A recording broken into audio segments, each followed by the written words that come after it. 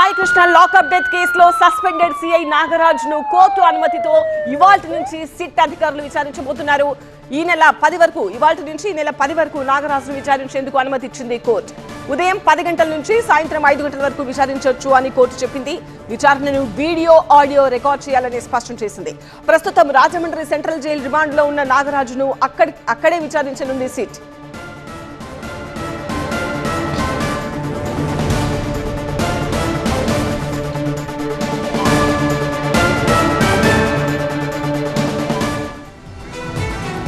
మా ప్రతినిధి వసంత్ తో మాట్లాడి అప్డేట్స్ తెలుసుకుందాం. వసంత్, సస్పెండెడ్ సిఐ నాగరాజ్ ను ఇవాళ నుంచి విచారించబోతున్నారు అధికారులు. ఎంతమంది అధికారుల సమక్షంలో ఈ విచారణ జరగబోతోంది? నాగరాజ్ ఒక్కరినే విచారిస్తారా? ఆయనతో కలిపి ఇంకెవరినైనా కూడా ప్రశ్నించే అవకాశం ఉందా? సో ప్రస్తుతం ఈరోజు సిట్ బృందం మొత్తం కూడా రాజమండ్రి సెంట్రల్ జైలుకి బయలుదేరింది. అక్కడ ఆయన్ని CI Nagaraju Saikrishna lockup death కేసులో విచారించబోతున్నారు. ప్రధానంగా సాయికృష్ణను కృష్ణలంక పోలీస్ స్టేషన్కి తీసుకొచ్చిన తర్వాత లాకప్ డెత్ అయ్యారనేది ప్రధానంగా సిట్ ఇప్పటికే నిర్ధారించింది. అయితే లాకప్ డెత్ జరిగిన తర్వాత జరిగినటువంటి అన్ని పరిణామాలపైన కూడా సిఐ నాగరాజును ప్రశ్నించబోతోంది సిట్ బృందం. ప్రస్తుతం లాకప్ డెత్ కేసులో చాలా కీలకంగా ఉన్నారు సిఐ నాగరాజు.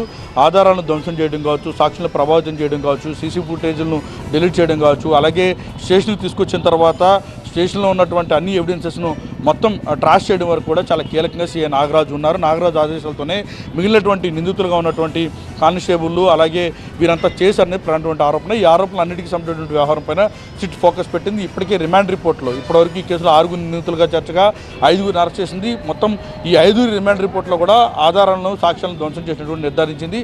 ఈ రోజు నుంచి దాదాపు 10వ తేదీ వరకు కూడా ఇటు సిఐ నాగరాజును కస్టడీలో తీసుకుని రాజమండ్రి సెంట్రల్ జైల్లో విచారించబోతున్నారు. కోర్టు ఆదేశాలతోటి ఆడియో వీడియో రికార్డింగ్ మొత్తాన్ని కూడా చేయబోతూ ఉన్నారు. ప్రస్తుతం ఏదైతే సాయికృష్ణ లాకప్ డెత్ వ్యవహారంలో ప్రభుత్వం కూడా ఇప్పటికీ ఉన్నత స్థాయి దర్యాప్తు సాధించడం, సిట్టు ఈ కేసులో విచారణ చేపట్టడం, నాగరాజు అరెస్ట్ కావడంతో పాటుగా మరొక 4 హెడ్ కానిస్టేబుల్గా ఉన్నటువంటి అశోక్, సురేష్, దానితో పాటుగా సాంబయ్యతో పాటు బాబురావును కూడా ఇప్పటికే సిట్ అరెస్ట్ చేసి రిమాండ్కి తరలించింది.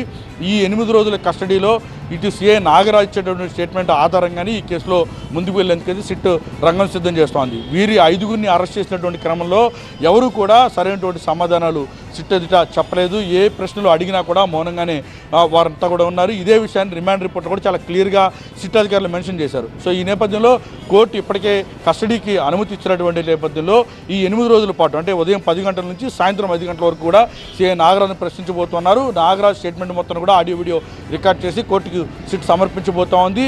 మరోవైపు ఈ కేసులో సాయికృష్ణకి సంబంధించిన కుటుంబ సభ్యులు కూడా లీగల్గా కూడా ఫైట్ చేస్తున్నారు. కాబట్టి మరోవైపు ఈ కేసులో మినిస్టీరియల్ ఎంక్వైరీకి కూడా జిల్లా కలెక్టర్ లక్ష్మీ షా కూడా ఆదేశాలు జారీ చేశారు.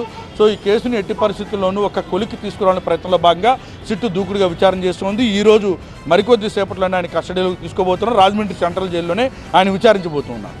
రైట్ వసంత్.